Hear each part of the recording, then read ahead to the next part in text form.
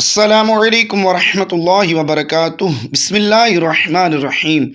حضرت آدم علیہ السلام کے دنیا میں تشریف لانے کے بعد اللہ تعالیٰ نے انہیں شمشاد نامی درخت کی لکڑی سے بنا ہوا اور سونے کا کام کیا ہوا 3 گز لمبا اور 2 گز چوڑا ایک انوکھا صندوق عطا فرمایا، جو کہ منتقل ہوتا ہوا حضرت یعقوب علیہ السلام کو ملا اور آپ علیہ السلام کے بعد آپ کی اولاد بنی اسرائیل کے قبضے میں رہا اور پھر حضرت موسیٰ علیہ السلام تک پہنچا۔ اس صندوق کو تابوت سکینہ کہا جاتا ہے۔ حضرت آدم علیہ السلام کو جب صندوق ملا تو اس میں تمام انبیاء کرام علیہ السلام اور ان کے مکانات کی تصویریں تھیں۔ سید الانبیاء حضرت محمد مصطفیٰ صلی اللہ تعالیٰ علیہ وسلم اور آپ صلی اللہ علیہ وسلم کے مقدس مکان کی تصویر ایک سرخ یاقوت یعنی لال قیمتی پتھر میں تھی۔ اس تصویر میں آپ صلی اللہ علیہ وسلم نماز کی حالت میں تھے۔ یہ تصویر قدرتی تھی، انسان کی بنائی ہوئی نہ تھی۔ جب حضرت موسیٰ علیہ السلام کو یہ صندوق ملا تو آپ علیہ السلام اس میں اپنا خاص سامان رکھنے لگے اور اس کے علاوہ صندوق میں تورات شریف کی تختیوں کے ٹکڑے، جنتی لاٹھی، حضرت موسیٰ علیہ السلام کا لباس اور حضرت ہارون علیہ السلام کا امامہ اور ان کی لاٹھی، حضرت سلیمان علیہ السلام کی انگوٹھی اور جب بنی اسرائیل پر نازل ہونے والا من بھی موجود تھا۔ حضرت موسیٰ علیہ السلام جنگ میں اس صندوق کو آگے رکھتے تھے، اس سے بنی اسرائیل کو سکون نصیب ہوتا تھا۔ بنی اسرائیل کو جب کوئی مشکل پیش آتی تو وہ اس صندوق کو سامنے رکھ کر دعا کرتے تھے، دشمنوں کے مقابلے میں اس کی برکت سے فتح پاتے تھے۔ جب آپس میں اختلاف ہوتا تو صندوق سے فیصلے کرواتے، صندوق سے فیصلے کی آواز آتی تھی، بلائیں اور آفتیں صندوق کی برکت سے ٹل جاتی تھیں۔ الغرض یہ صندوق بنی اسرائیل کے لیے تابوت سکینہ، برکت و رحمت کا خزینہ اور نصرت خداوندی کے نزول کا نہایت مقدس اور بہترین ذریعہ تھا۔ مگر جب بنی اسرائیل طرح طرح کے گناہوں میں ملوث ہو گئے اور ان لوگوں میں معاصی و طغیان اور سرکشی و عصیان کا دورہ ہو گیا تو ان کی بدعمالیوں کی نحوست سے ان پر خدا کا یہ غضب نازل ہو گیا کہ اللہ تعالیٰ نے قوم عمالقہ جالوت اور اس کی قوم کو ان پر مسلط کیا۔ انہوں نے بنی اسرائیل اور ان کے شہروں کو تاراج کیا، انہیں علاقہ بدر بھی کیا، ان کی اولادوں کو قتل و گرفتار بھی کیا اور تابوت بھی لے گئے۔ لیکن اللہ تعالیٰ نے جالوت اور اس کی قوم کو تابوت کی وجہ سے مختلف آزمائشوں میں گرفتار کیا۔ انہوں نے تابوت کو بیل گاڑی پر رکھ کر بنی اسرائیل کی بستیوں کی طرف ہنکا دیا۔ اس پورے عمل میں فرشتے پس پردہ مختلف امور انجام دیتے رہے۔ اس وجہ سے سورہ بقرہ میں اللہ تعالیٰ نے فرمایا کہ فرشتے اسے اٹھا لائیں گے یا پھر براہ راست فرشتے اٹھا کر لائے۔ یہ حضرت شموئیل علیہ السلام کا زمانہ تھا، بنی اسرائیل کا کوئی بادشاہ نہیں تھا۔ انہوں نے آپ سے درخواست کی کہ ہمارے میں سے کسی کو بادشاہ بنا دے۔ آپ نے اللہ کے حکم سے حضرت طالوت کو بادشاہ بنا دیا، جو بنی اسرائیل میں سب سے زیادہ طاقتور اور سب سے بڑے عالم تھے، لیکن بہت ہی غریب اور مفلس چرواہے تھے۔ اس پر بنی اسرائیل کو اعتراض ہوا کہ طالوت کا تعلق شاہی خاندان سے نہیں ہے، اس سے زیادہ حق ہمارے لوگوں کا ہے۔ ایک غریب اور مفلس انسان بھلا تخت شاہی کے لائق کیوں کر ہو سکتا ہے؟ بنی اسرائیل کے ان اعتراض کا جواب دیتے ہوئے حضرت شموئیل علیہ السلام نے کہا، یہ فیصلہ انہوں نے اللہ کے حکم سے کیا ہے، جس کا ذکر قرآن شریف کی سورۃ البقرہ کی آیت نمبر 247 اور 248 میں آیا ہے۔ چنانچہ تھوڑی ہی دیر میں فرشتوں نے تابوت حضرت طالوت علیہ السلام کے سامنے لا کر رکھ دیا۔ اس تابوت کو دیکھ کر تمام بنی اسرائیل نے حضرت طالوت کی بادشاہی کو تسلیم کر لیا۔ جب حضرت طالوت بنی اسرائیل کے بادشاہ بن گئے تو آپ نے بنی اسرائیل کو کافر بادشاہ جالوت کے خلاف جہاد کے لیے تیار کیا۔ اور جب روانہ ہوئے تو آپ نے اپنے لوگوں کو خبردار کیا کہ اللہ تعالیٰ راستے میں تم لوگوں کو اردن اور فلسطین میں واقع ایک نہر جس کا نام نہر الشریعہ تھا سے آزمانے والا ہے۔ حضرت طالوت نے اپنے سپاہیوں کو اس نہر کا پانی پینے سے منع کیا، لیکن نہر کے قریب پہنچتے ہی 80,000 کے اس لشکر کے زیادہ تر لوگوں نے پیٹ بھر کے پانی پی لیا اور لڑنے کے قابل نہ رہے۔ صرف 4,000 سپاہی آپ کا حکم بجا لائے۔ حضرت طالوت نے اللہ کے حضور گڑ گڑا کے دعا کی جو قبول ہوئی اور اللہ نے انہیں فتح سے ہمکنار کیا۔ جالوت بہت طاقتور تھا۔ حضرت طالوت نے اپنے لشکر میں اعلان کیا کہ جو شخص جالوت کو قتل کرے گا میں اس کے ساتھ اپنی شہزادی کا نکاح اور اپنی آدھی سلطنت بھی اس کو عطا کر دوں گا۔ جنگ شروع ہوئی تو حضرت داؤد علیہ السلام نے جالوت کو جان سے مار دیا، جس سے اس کے لشکر کے حوصلے پست ہو گئے اور کفار کو شکست ہو گئی۔ حضرت طالوت نے اپنی شہزادی کا نکاح حضرت داؤد علیہ السلام سے کر دیا اور انہیں اپنی آدھی سلطنت کا بادشاہ بھی بنا دیا۔ اس کے 40 سال بعد جب حضرت طالوت کا انتقال ہو گیا، بعد میں حضرت شموئیل علیہ السلام کی بھی وفات ہو گئی، تو اللہ تعالیٰ نے حضرت داؤد کو بادشاہت عطا کر دی۔ حضرت داؤد علیہ السلام کی خواہش تھی تابوت سکینہ کو محفوظ رکھنے کے لیے کوئی مستقل جگہ بنائی جائے۔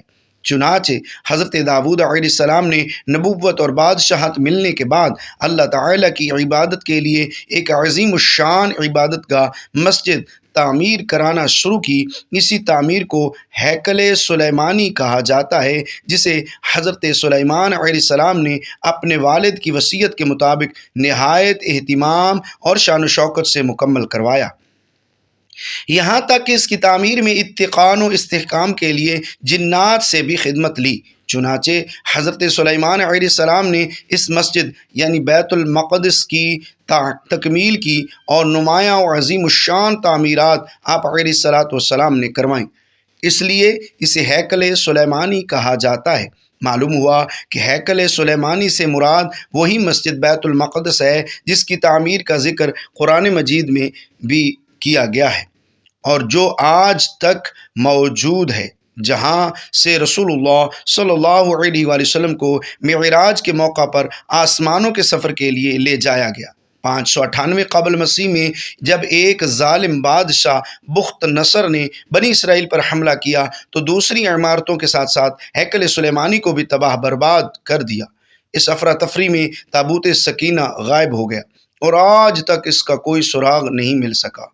قرآن مجید میں اللہ نے سورہ بقرہ میں اس مقدس صندوق کا تذکرہ فرماتے ہوئے ارشاد فرمایا کہ اور ان سے ان کے نبی نے فرمایا اس کی بادشاہی کی نشانی یہ ہے کہ آئے تمہارے پاس تابوت جس میں تمہارے رب کی طرف سے دلوں کا چین ہے اور کچھ بچی ہوئی چیزیں ہیں، معزز موسیٰ اور معزز ہارون کے ترکہ کی، اٹھاتے لائیں گے اسے فرشتے، بے شک اس میں بڑی نشانی ہے تمہارے لیے اگر ایمان رکھتے ہو۔ یہودی آثار قدیمہ کی باقیات ڈھونڈنے کے بہانے دنیا بھر میں آج بھی اس تابوت کی تلاش میں سرگرداں ہیں۔ فلسطین کا بہت سا علاقہ انہوں نے چھان مارا۔ ان کے مطابق تابوت سکینہ یا تو حضرت سلیمان علیہ السلام کے محل کے آس پاس ہے یا یہ مشرق وسطیٰ میں کہیں موجود ہو سکتا ہے۔ اس کے بارے میں کئی قیاس لگائے جاتے ہیں، لیکن حتمی کچھ نہیں کہا جا سکتا۔ یہ امر طے ہے کہ بنی اسرائیل کے ساتھ تعلق بحال کرنے کے حق میں دنیاوی فوائد کی دلیلیں دینے والے دانشور یہ بھول جاتے ہیں کہ اللہ تعالی نے قرآن شریف میں واضح طور پر کہا ہے کہ یہود و نصارہ بھی تمہارے دوست نہیں ہو سکتے۔ انوکھا صندوق کب اور کسے ملے گا؟ قیامت کے قریب حضرت سیدنا امام مہدی رضی اللہ تعالیٰ عنہ جب تشریف لائیں گے تو وہ اس صندوق کو فلسطین کی تبریہ نام کی ایک مشہور جھیل سے نکالیں گے، جبکہ ایک قول کے مطابق آپ اسے ترکی کے شہر انطاکیہ کی کسی غار سے نکالیں گے۔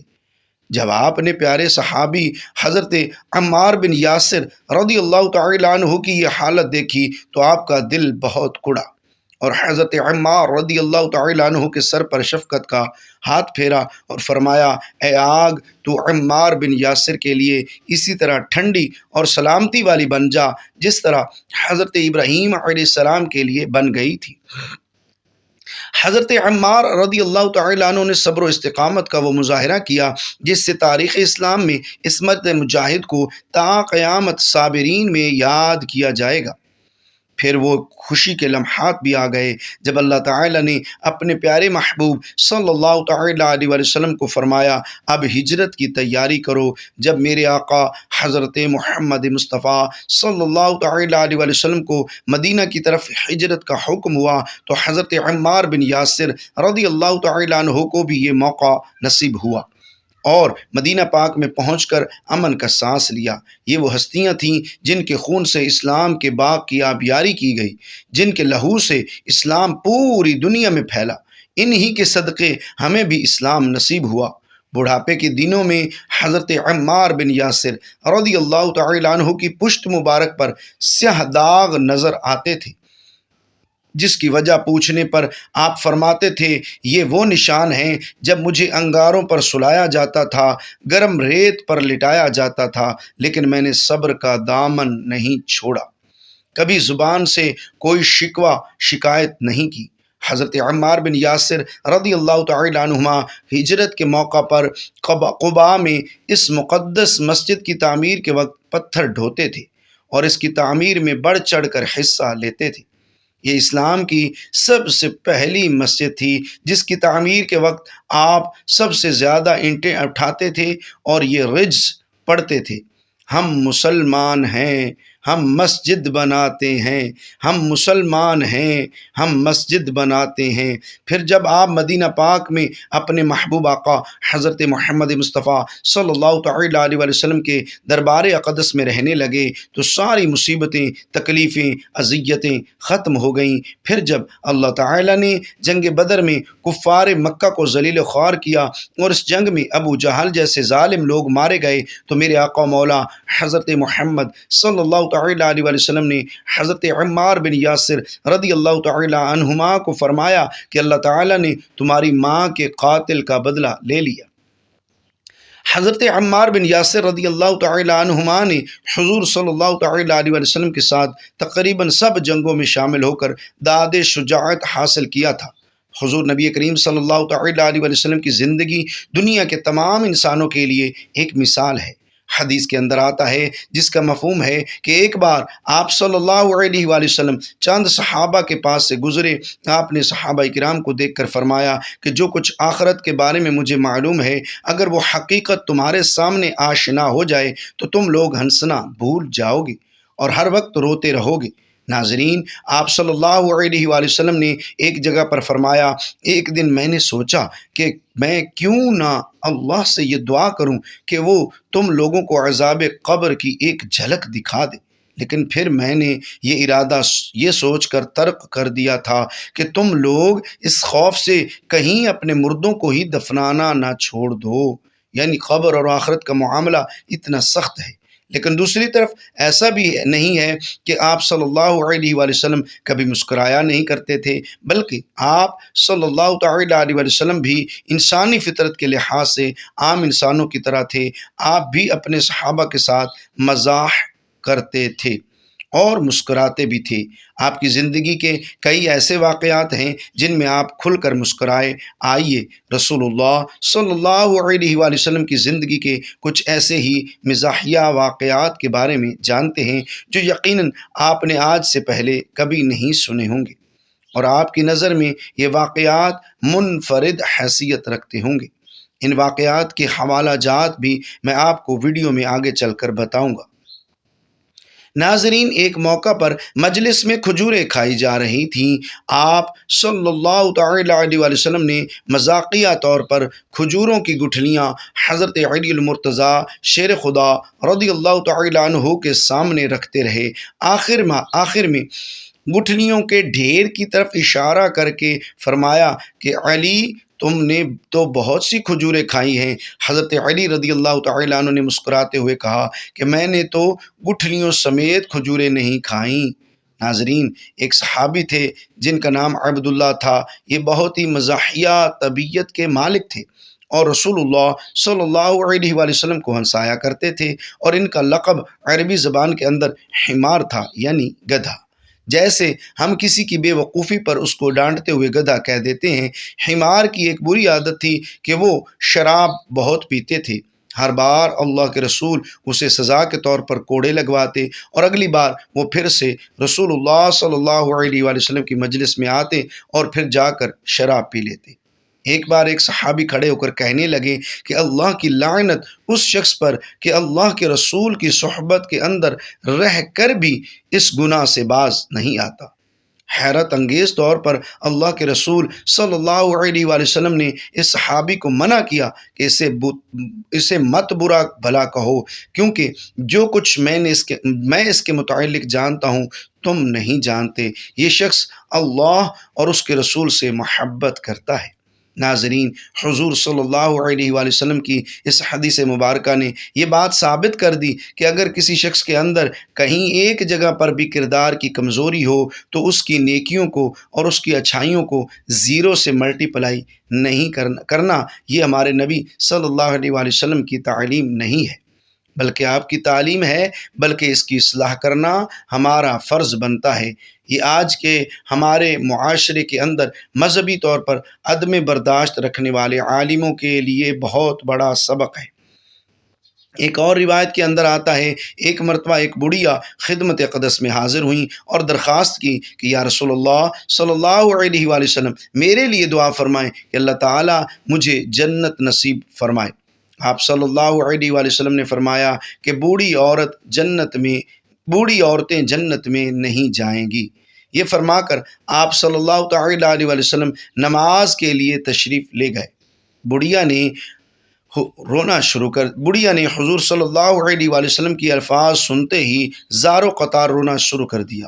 آپ صلی اللہ علیہ وآلہ وسلم نماز سے فارغ ہو کر تشریف لائے تو ام المؤمنین حضرت عائشہ صدیقہ رضی اللہ تعالی عنہا نے عرض کیا، یا رسول اللہ صلی اللہ علیہ وآلہ وسلم، جب سے آپ نے فرمایا کہ بوڑھی عورتیں جنت میں نہیں جائیں گی، یہ بڑھیا رو رہی ہے۔ آپ صلی اللہ علیہ وآلہ وسلم مسکرائے اور فرمایا، اسے کہہ دو کہ بوڑھی عورتیں جنت میں جائیں گی مگر جوان ہو کر۔